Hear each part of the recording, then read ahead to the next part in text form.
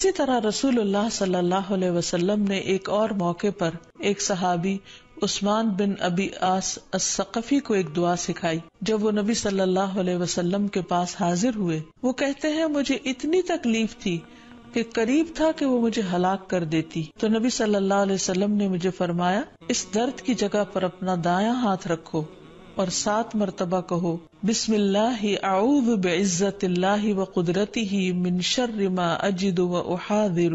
بسم اللہ اعوذ بعزت اللہ وقدرتہ من شر ما اجد واحاذر.